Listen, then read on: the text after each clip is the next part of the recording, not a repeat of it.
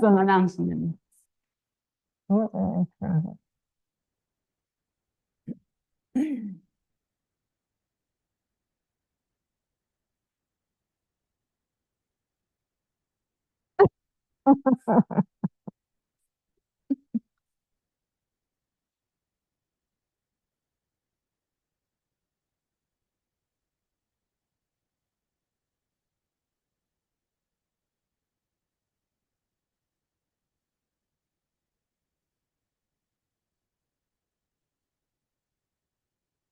Good afternoon, and welcome to the second Saturday seminar series. I'm Pam Dyer here at the Animas Museum, and Dr. Ana Marie Diaz-Collazos is here with us today for a very special presentation. Some of you may remember back in October, our friend and colleague, Dr. Andy Gulliford, did a talk about his book, The Woolly West, here at the museum. During his talk, Andy mentioned that Anna, was working with a family in Huerfano County that found a rare Corrido or traditional Hispano ballad about a trip to the Pacific Northwest in the 1880s. Anna is here today to share that with us. This is a hybrid event today. We are live in the 1905 classroom at the museum, streaming on Zoom and recording this talk. Please bear with us as we work out the kinks in doing hybrid programs. They are tough to do, especially in this old building with no budget. For those of you on Zoom, some quick housekeeping. We are using Zoom's webinar feature, which means that you all are muted and your videos are all off. At the bottom of your screen, and you may need to mouse down to see it, there are some icons. We will be using the chat function today to communicate with you and share handouts and links. If you have an immediate issue or question, please click on the chat icon, as we will be monitoring that. Also, we will be supporting closed captioning, but you do need to turn it on if you want it. To do so, just navigate down to the icons at the bottom of your screen, click on captions and enable show captions. It will be green if enabled. Please hold all of your questions until the end of the talk. We will open up for questions in the classroom first, and we will repeat the questions to make sure the Zoom audience hears it, since we are limited on microphones. If you are on Zoom, go ahead and type your questions into the chat at any time, and we'll get to them at the end. We'll try to get to all the questions, but if we don't, we will post the answers on the webpage with the recording of this webinar. This session is being recorded, and you will receive an email in 24 hours with a link to the recording and any show notes. So let's get going. Anna? Yeah. Woo!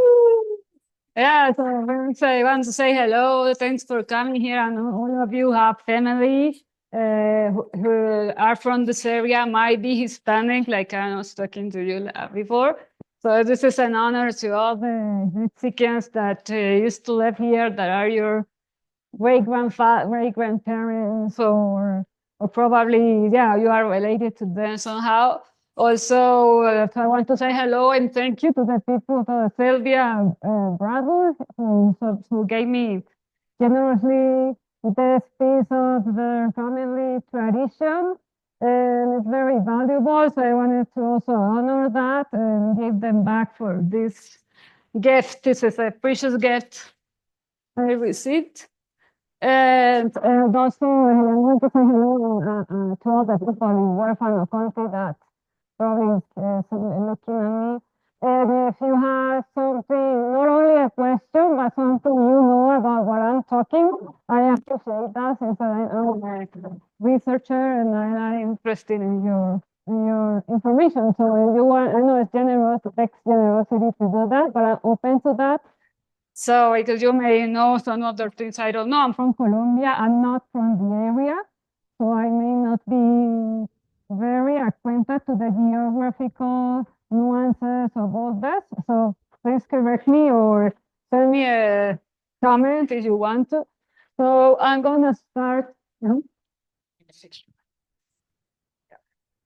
Yeah.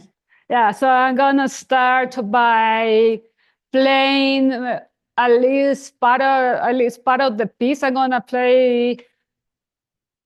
I want to play around 2 minutes. The piece is very long. It's 33 stanzas. It may take 12 to 15 minutes to play the whole thing. So I'm gonna play around 2 minutes for you to have a glance of what it is, and then I'm gonna start again with a comment on that. So if you have the handout, then you need to go to the second page. And in the second page, you'll find where it says departure on May 5th. I'm gonna start with that. Okay, so you can see your handout, and then you tell me you need to follow the numbers. I expect certain stanzas, so 1, 2, 5, 8, 9, 11, 13, 15, and so on. Okay, so I'm gonna start.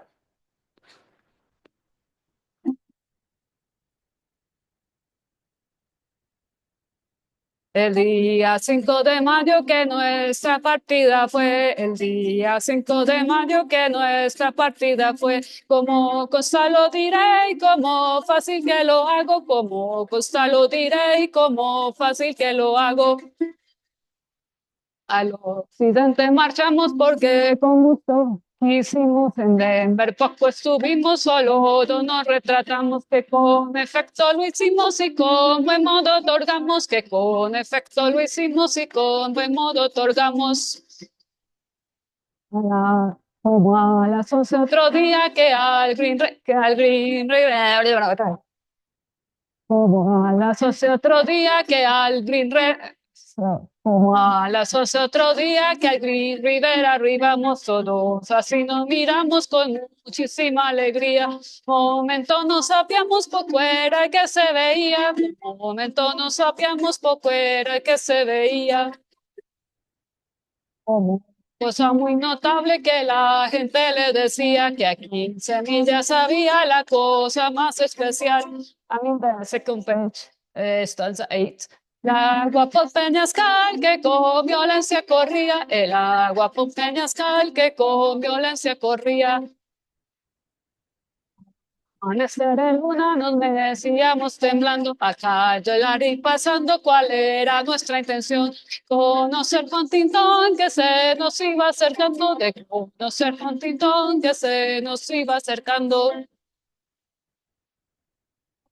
Pasamos cansados aquella sierra penosa, sus montañas y sus climas destemplados, sus regiones afiladas y su senda tan fregosa, sus regiones afiladas y su senda tan fregosa. Y cuando Arlington dejamos de caminar y yo me puse a guardar con gran desesperación, pues esa no era ocasión de poderla soportar, pues esa no era ocasión de poderla soportar. Río de Colombia que tus márgenes pasamos, tus vastas fuentes miramos de aquellas olas que zumban, barcos que navegan hasta sus velas retumban, y barcos que navegan hasta sus velas retumban. I passed it, so we're gonna do on page, the next page is stanza 16, return 3 days later. El día 8 de mayo que de Arlington ya salimos diciéndonos adiós los muy fieles amigos, 20 días nos dividimos y yo perdí mi reloj, 20 días nos dividimos y yo perdí mi reloj. Entre 20 años y que la distancia cortaron, pero muy mal la trazaron porque así el caso ocurrió. Ni cenaron ni almorzaron porque el agua les faltó. Ni cenaron ni almorzaron porque el agua les faltó. Pasamos el valle, Pasamos en un valle por un callejón angosto, el trabajo fue muy tosco que no supe cuánto vale. Mi mudanza para pasarlo, cuánto sería su costo. Mi mudanza para pasarlo, cuánto sería su costo. Pasan ríos sin puente, fueron tomantes iguales, con catedra en la corriente, dándose baños cordiales. Será un remedio decente para alivios de sus males. Un remedio decente para alivios de sus males.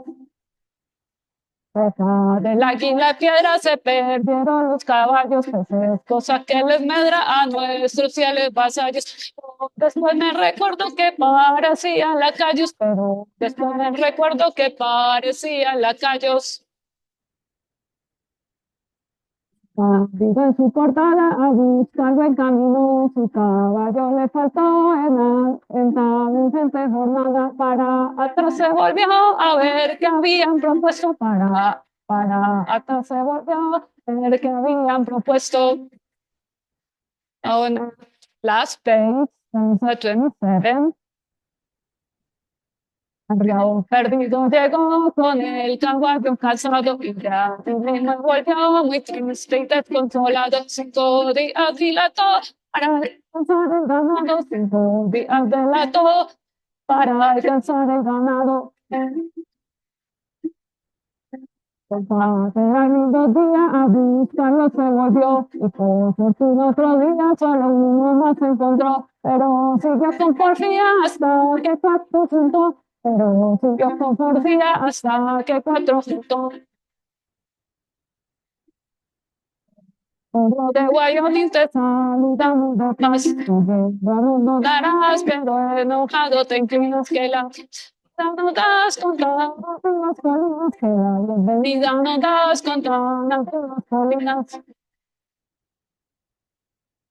Rico de la plata con esperanza de que se va acercando un poco más a la distancia, siempre transitando con mucha constancia, siempre transitando con muy sólida constancia. Thank you very much. Okay, so I can go back to the beginning of the slideshow. Uh, so this is the first one. Okay. So this is the stories that was there you go. So like this professor of history, Andy Gulliver, put me in contact with Sylvia Randall because she had a very rare corrido in a tite. This is the original written in 1887. It was written by Cosme Pachecho. So it was written by Cosme Pacheco, and I'm gonna write it on the board. So.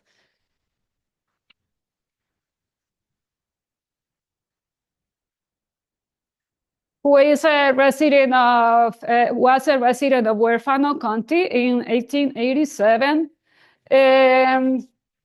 He discusses a trip he did with several friends. 2 of them are Catedra Garcia, and Sylvia is the great-granddaughter of Catedra Garcia. Then also another person mentioned there is Cándido Garcia. So it will be 2 characters, Catedra Garcia and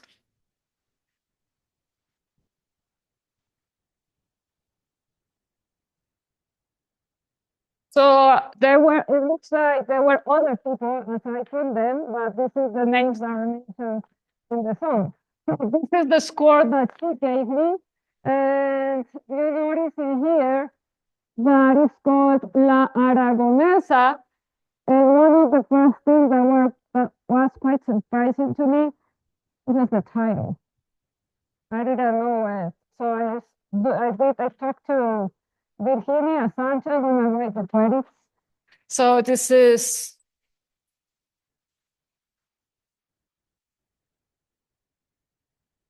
and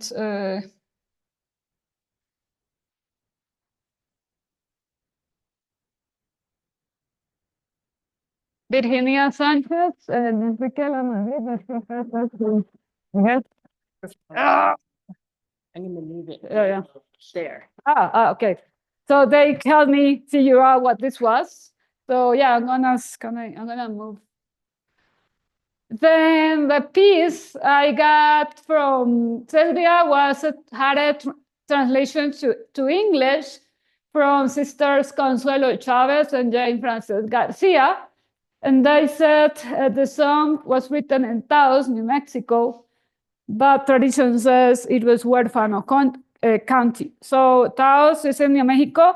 And my hypothesis is that, you know, that Huerfano County was bigger, way larger. So after in 1966, it became smaller and was part of Colorado. So probably tradition that this whole larger area was Huerfano County passed down, and that's how it's this idea that the big Huerfano County is in place. It's like we called New England, you could still call it New England, even when it is not New England anymore. So probably it took longer for residents of old Huerfano County to adjust to the new designations in 1967. So first, so there is a structure of the poem. It is 33 stanzas. Each stanza has 8 lines, and each line has 8 syllables. And the rhyme, this means the rhyme is A, B, B, A, B, A, B, A, B, A, B, A. It means that the first line rhymes with the fourth line, and then the two last.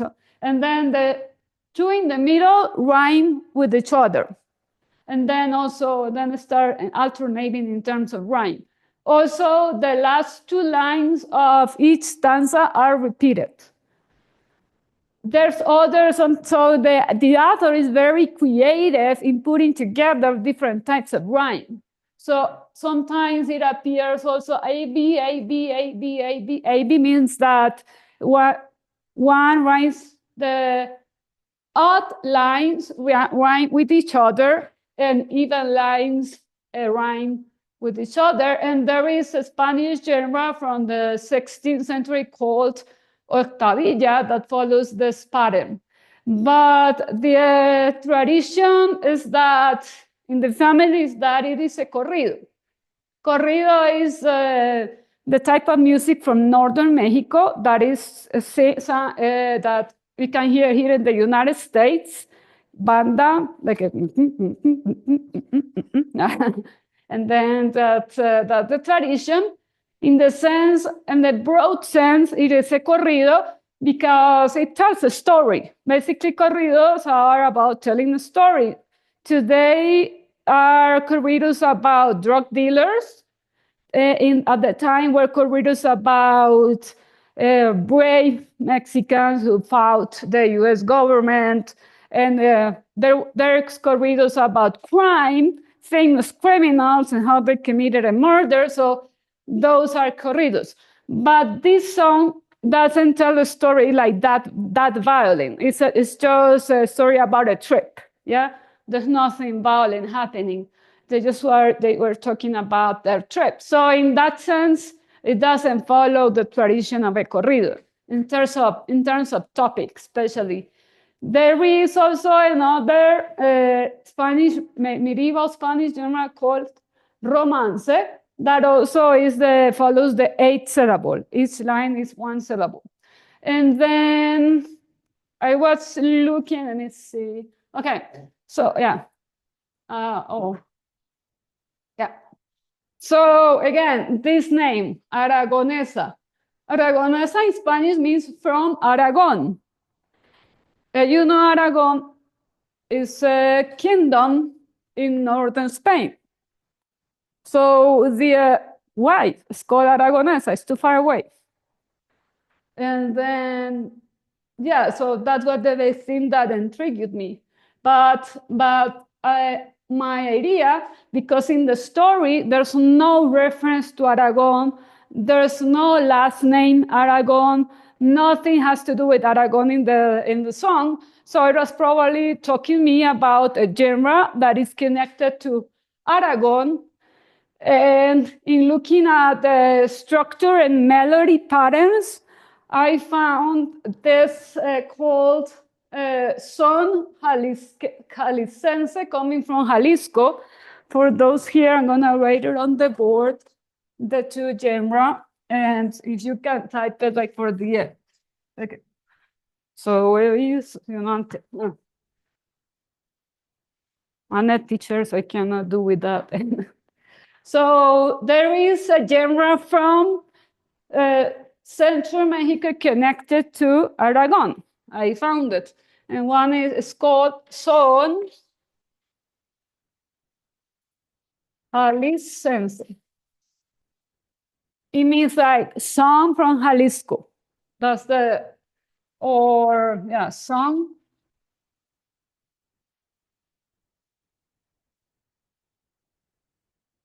Son Jaliscense has the same, very similar structure to this poem, to this song.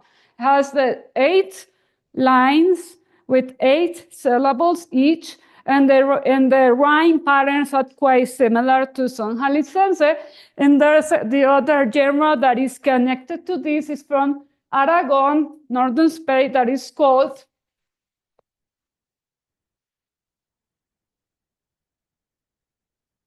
like,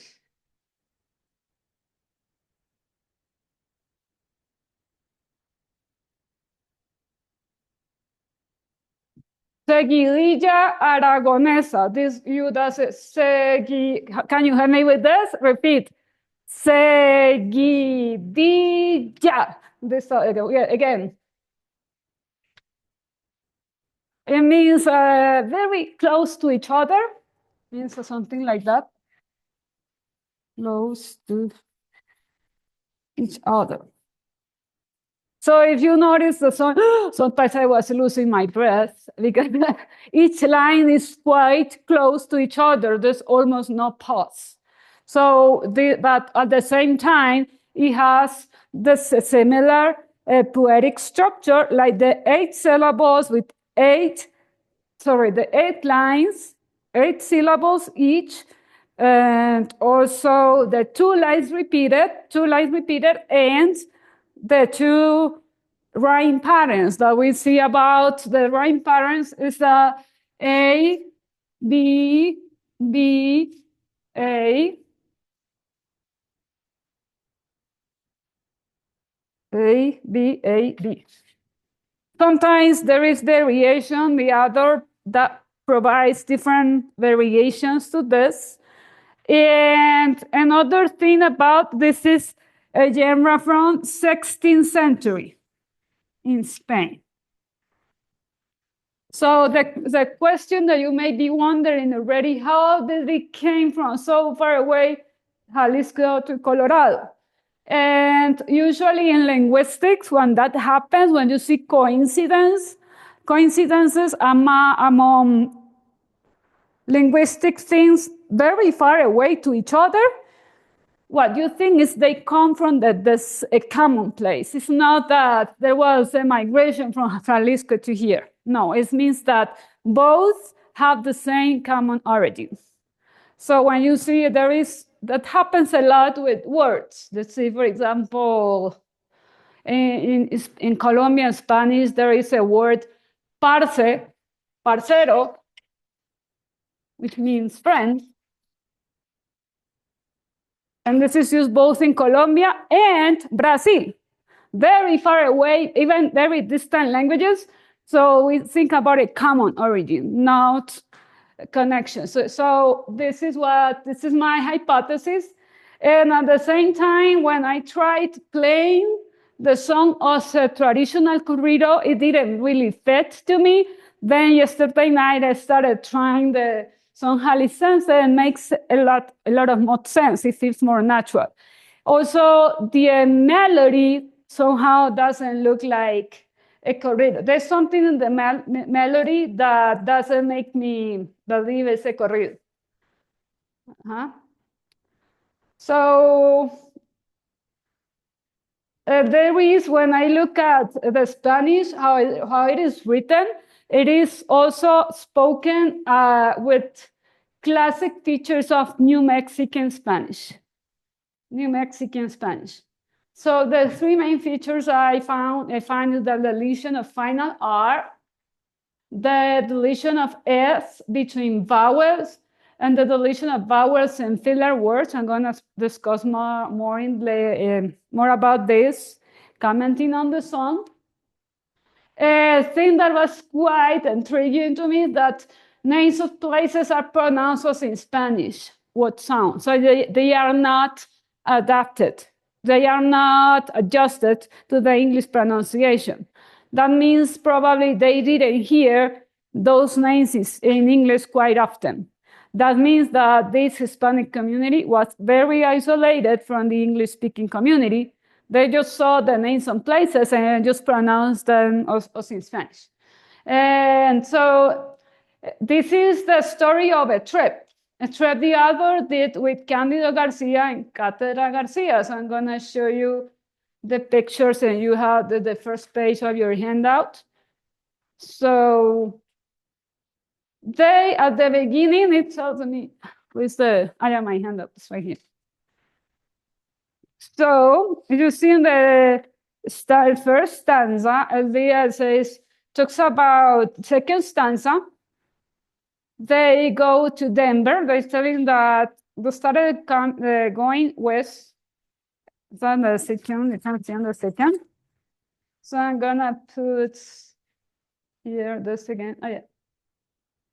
So I'm gonna put this here again. So on Fay Mays, they departed, and then they started moving westwards, and then they came to Denver, and in Denver, they took a picture of themselves. But just two of them wanted to take a picture of themselves.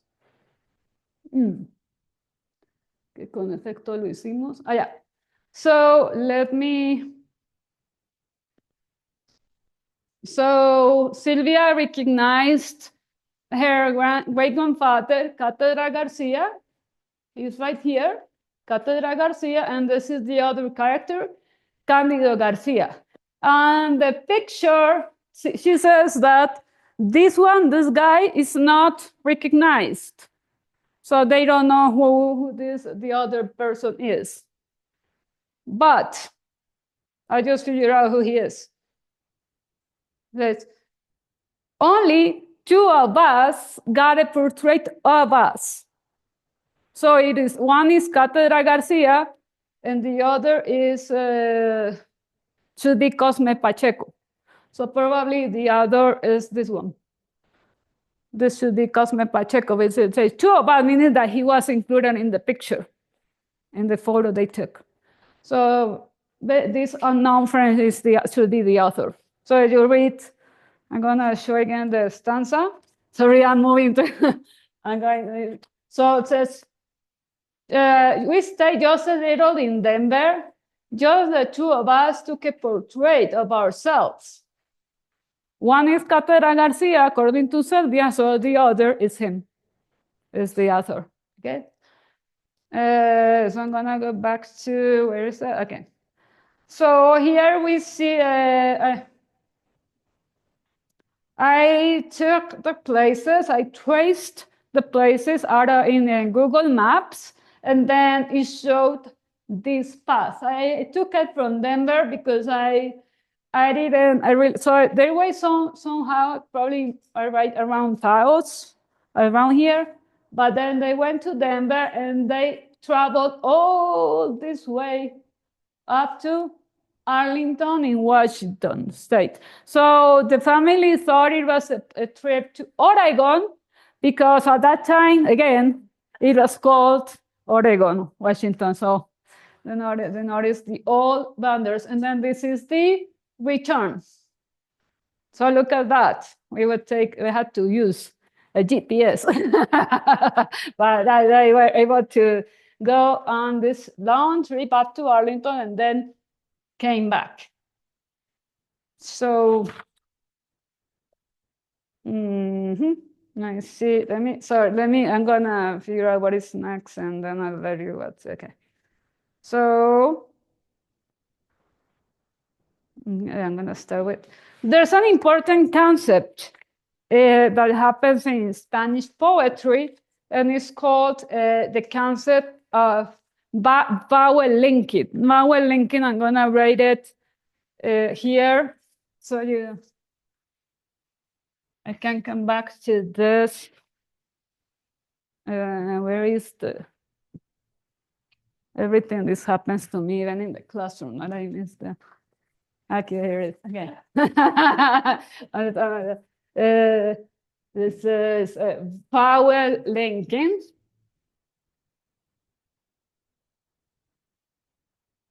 I think there's people in Colombia hearing to me, so I'm gonna call it Sinalefa.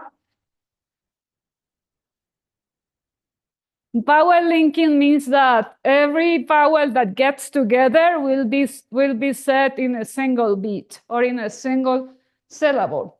And in the original score, we noticed that the Cosme is trying to tell us about that. For example, it says, poco estuvimos, little we stayed. So we see the vowel O before E, and then it's telling me that it should be sung together. Poco estuvimos. Let's do it. Everybody. Poco estuvimos. Yeah. Oh, you do it. And then it says con efecto lo hicimos. And then the H is not pronounced. Probably, I know some of you have studied Spanish and others may not. The H is not sounding, so let's do it. Lo hicimos.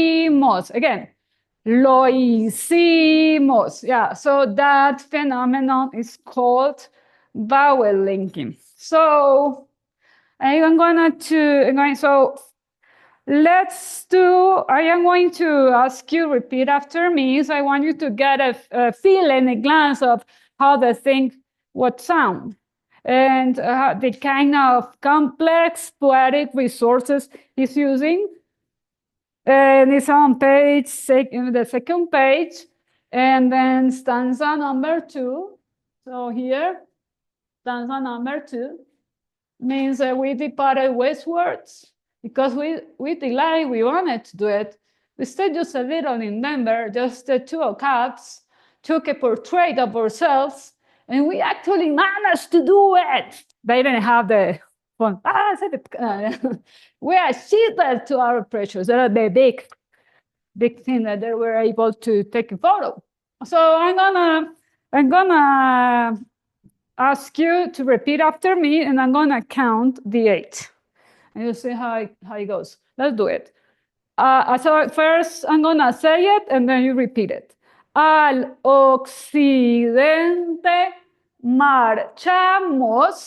Say it. Al occidente marchamos porque con gusto quisimos.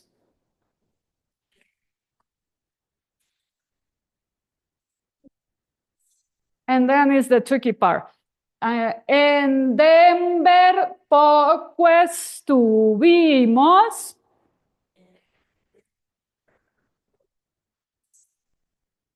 Oh, good, perfect.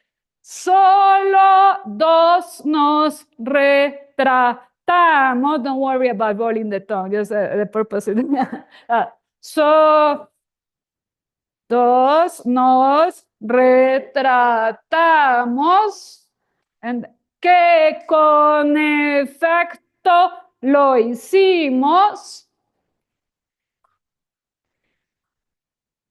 Lo hicimos y con buen modo otorgamos.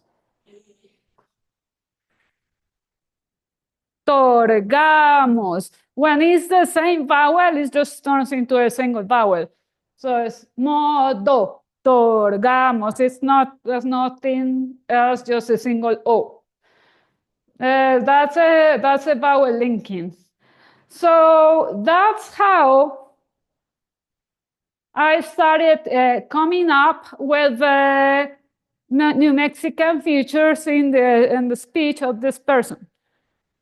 So one of the main things is the deletion of some vowels, like here. Let's do it. No, this is hard to do it. So I'm gonna do it first, and then I'm going. So you can see. So I say, if I say the whole thing, I'm gonna be behind on this piece, on the melody. So I say, if I say poco era lo que se veía, I have 9, and I had to produce 8. So the only thing this can happen is that the author is dropping a vowel, and it's not in Spanish. It's stellar words that most commonly lose the quality. So sometimes in medieval Spanish, we found this a lot, like the word "lo" turning to just an L, because in Latin it was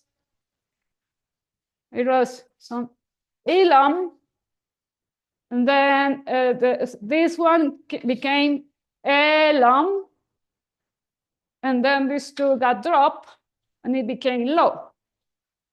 Yeah, and that's people spoke Latin the way they wanted, and they turned it into Spanish. Yeah, so, and then but sometimes in medieval Spanish, this may drop even when appears next to something, like how is it said? Eral. Eral. So this is a feature from medieval Spanish that we can notice here, which makes sense in terms that there is a tradition from northern Aragon into this place, northern Colorado, southwest Colorado. So you have to say poqueral que se veía. So I had to drop the O to make sense of the 8 syllables, so we can notice how the pronunciation of this in old New Mexican Spanish. But one of the most intriguing things, this also happened in southern Spain, Puerto Rico. For those who are here in Colombia, that's like Bad Bunny or como Ozuna saying, como saying, quiero amarte, something like that, dropping the R. If I again, so say, el agua por un peñascal. There's something that happens to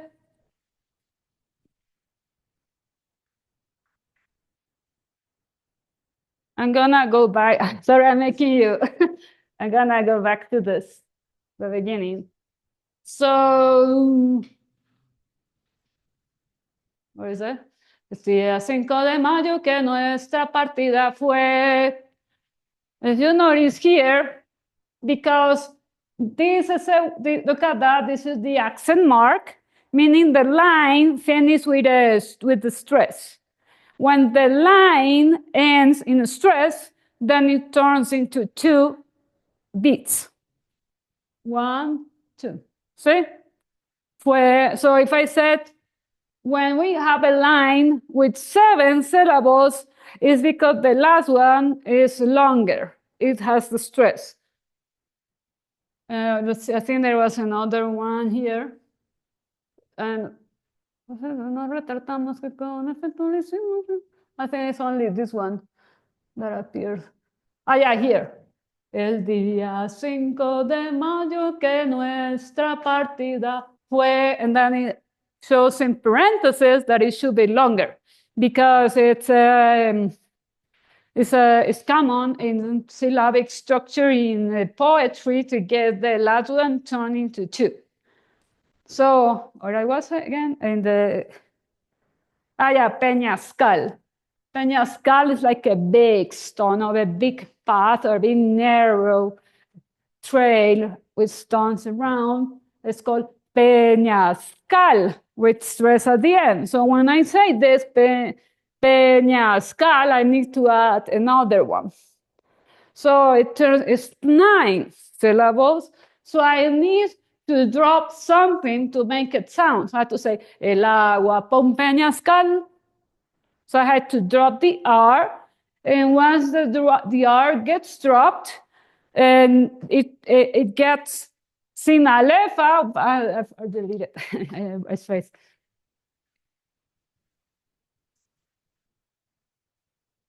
So once I drop the R, then it makes sense. So I had to drop the R to make it set the fate. So I say, el agua por peñascal. Let's do it. El agua por un peñascal. Perfect. El agua por un peñascal que con violencia corría. Let's do, okay, so another thing, I mean, I'm gonna talk about, and this is also a feature in New Mexican Spanish, the drop of the final R. And this is another example. Look at that, there is a pattern in stanza 21. It's on stanza 21. Al pasa un río sin puente. Again, if I say the R, I cannot, I'm gonna stay behind. Al pasa un, let's do it. Al pasa un río sin puente. Al pasa un río sin puente, pero eso. Al pasa un río sin, I had to drop it to be able to make the 8 syllable. So we know the author is dropping the R and parts of it. Another that is quite intriguing to me, very difficult to find out, is on stanza 26. 26, and then this is about the other guy. So they happen here that Catedra was taking a bath. And then being next to the rock eagle, the horses got lost. And then so Candido went to a detour to find the horses. So don Candido en su jornada buscarlo en camino. So he buscarlos se camino. So I need, because this is stress, it's 9. So I need to drop something. And it is this is a little bit more common across the Spanish-speaking country, the drop of S in between syllables. So once I drop the S, then these 3 get together. Luen. Entonces, a buscarlo en camino. Let's do it. Just first reciting. Let's do it. Don Candido en su cortada a buscarlo en, let's say again, a buscarlo en camino. Don Candido en su cortada a buscarlo en camino. Yeah, so it is the drop of the S in between vowels. That also happens in some places in Colombian Spanish. That happens in Andalusian Spanish, southern Spain, and Caribbean Spanish. That also you can hear something like that. So another thing that you can observe is the some syllables that are supposed to be separated or got together. Like in 27, you see Rio. Rio means river. Because it has an accent mark, it means you should be said Rio. But if you say it that way, al río perdido llegó. It doesn't make sense. So you have to sing al río perdido llegó. And that's that also happens a lot all across Spanish-speaking countries.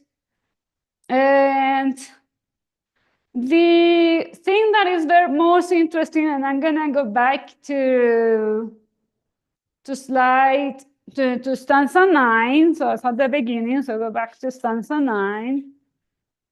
Where do I have it? Okay. Stanza 9. And you see here, Luna doesn't, in this case, we have a nice, sometimes in poetry happen isolated lines. Isolated that don't rhyme with anything. So we had this Luna is an isolated rhyme. Temblando rhymes with pasando. And then intención rhymes with Huntington. How do you make it rhyme? So, intención de conocer Huntington.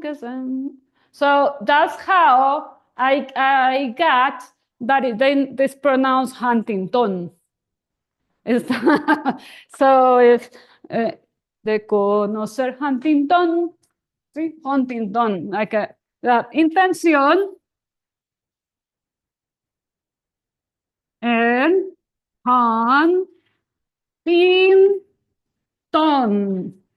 Huntington, say it. De conocer Huntington que se nos iba acercando. Okay, there's another one, and here it happens the same. A las 5 en Arlington dejamos de caminar y yo me puse a guardar con gran desesperación. ¿Sí? There's a pattern. It's not an error. It's not. There's a pattern. This is pronouncing us in Spanish. One, Arlington. Desesperación. And also this one, Rio de Colombia. Colombia rhymes with Zumban. So he's not saying Colombia, he said Columbia, or you would read it. This is in stanza 13. Adiós, río de Colombia, que tus márgenes pasamos, tus vastas fuentes miramos de aquellas olas que zumban. So the only way to make it rhyme is to say Colombia. Yeah. So, and there's, this is, I like this one. See, because this is quite intriguing because he even writes it in the 20s, like 20, in stanza 20, sorry about that. Stanza 20. Let's see. 20 is like around here. This place, Fox Valley. Pasamos el Fox Valle por un callejón angosto. El trabajo fue tosco que no supe cuánto vale. So yeah, so valle is rhymes with vale.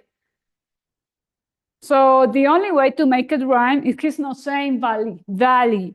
Has to be saying valle. Let's see. Pasamos el Fox Valle, even with an accent. So it's saying Fox Valle. Pasamos el Fox Valle. Okay, I might have something to say about if that's stress or not. There's some problem to me, but it still is not saying valley. It's Valle. Even he writes it Valle. And then there's another one.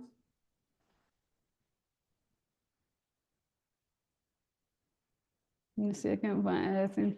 Yeah. ¿Qué habían propuesto?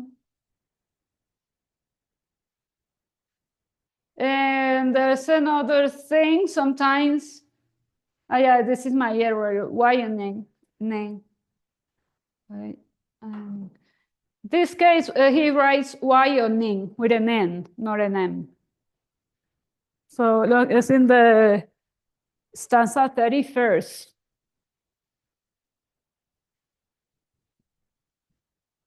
So Y or ning. but I don't see anything about the rhyme, so it don't seem like an isolated line. But later on, he writes again Wyoming with an N, not an M. And that shows that he thought it was Wyoming. Wyoming, let me see. Territorio de Wyoming, and then it has to have the stress on the O. Yeah. Wyoming. Territorio de Wyoming. Say Wyoming. Wyoming. Eso, perfecto. Bien. Okay, what time is it? What time? Huh? 10 to 2. Okay, so yeah, I'm gonna stop it here and I'm gonna open for questions. There's people on Zoom or you have questions. So if you don't have questions, I'm not gonna make you sing. So you have to ask questions. And then people are like, Second?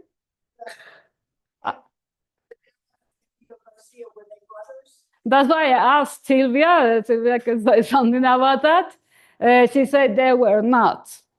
There might be some connection, but there's no trace in the family whether they had some connection. But so it looks like they were not. Probably they were related cousins because still very small community to pass down the last name. So, but no, she's told me, I also asked her exactly the same question. That way they brothers? I said no. They have some other connection later on, but they were not brothers. Yeah. Some other questions? People on Zoom have questions? Did you drop? Checking. Yeah, just checking question.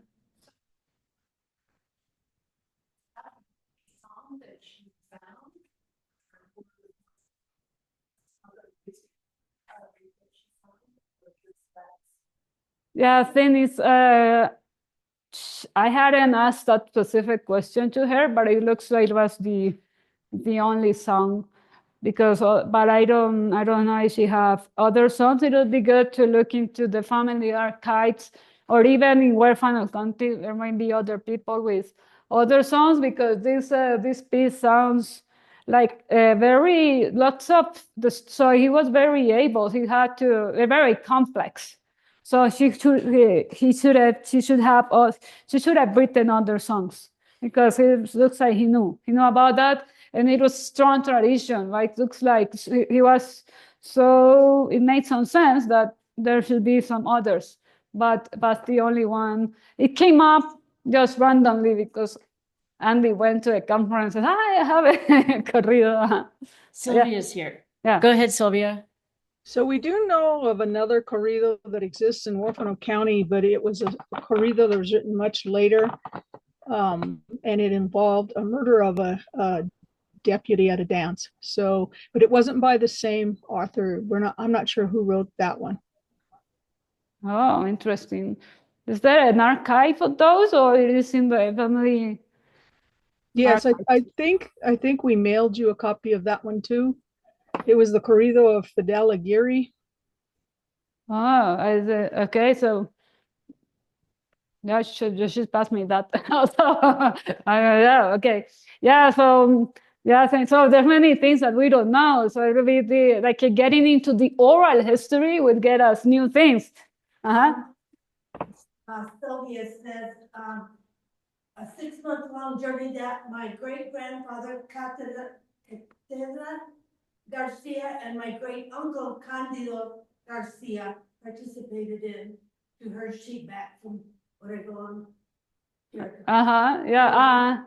Great-grandfather and great-uncle. Cousins. They were cousins, probably. Yeah. What do you mean? Yeah. Yeah. It also his uncle. Father and great-uncle, are they brothers or nephew and uncle? I don't know. Yeah, it'll be interesting to.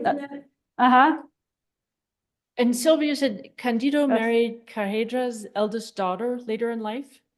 Yeah, she wants to say something. Yeah.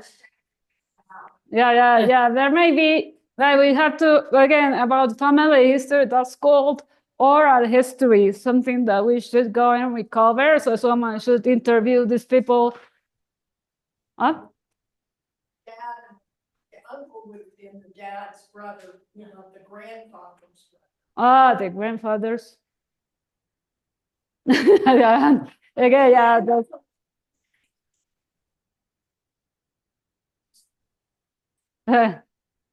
My great grandmother and my great aunt, the great aunt was my grandmother's sister. But there's no break in front of the uncle. And this one, no. Well, oh, it is in here, great uncle.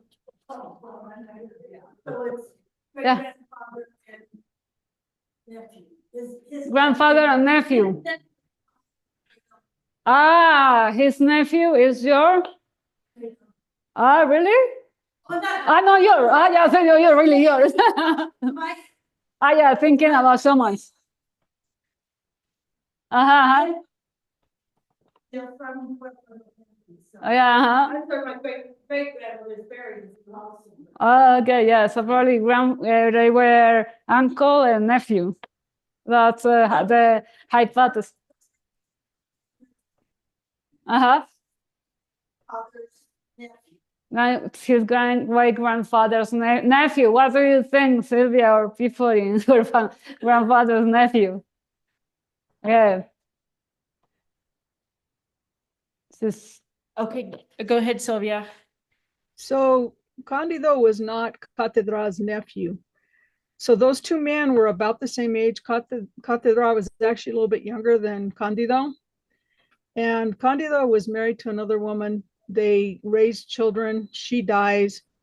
And then my great aunt Teresa, which was Catedra's daughter, eldest daughter, she was married, had children, and her husband died. Within a year of their spouse's death, Candido and Teresa was her name, married. So the relationship became, where Catedra was the father-in-law to Candido, but we cannot find any genetic connection where they were actually, they're not uncle and nephew. That isn't what happened. So the connection is different. Also, Garcia is a very common last name, very, very common. So many times find people with my last name, Diaz, like Cameron Diaz is not related to me. So, so a very common last name. So that might be a chance that there was just coincidence that they had the same last name, or very far away connection from like 4 generations of something. Mm-hmm. Is there other question? Could we have time for one last question?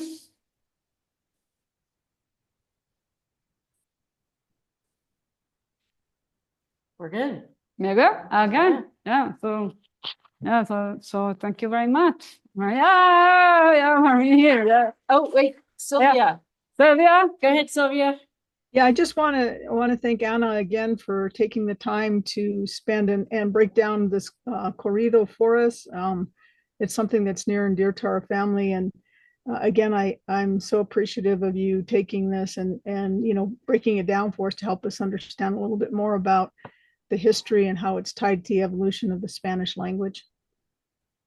Yeah, it's interesting how history is just not something written in a book. It's how it makes sense to build identity in a region, or us as a community in the Southwest, how we're tied to each other with New Mexican, how we're tied to the Mexican, and even how we're tied far away to Spain. So that makes a lot of sense to remember the value of learning history, right? To build identity. Yeah. Okay, thank you very much. So yeah, thanks for being with me. I appreciate your presence. You have any questions? So much, Anna. Thank you. Thank you. Oh, yeah. Catherine brought back Spanish high school days for me. I like Sinaloa and County, Don't right? remember anything. Yeah. Thank you, Anna. And thank you all for joining us today.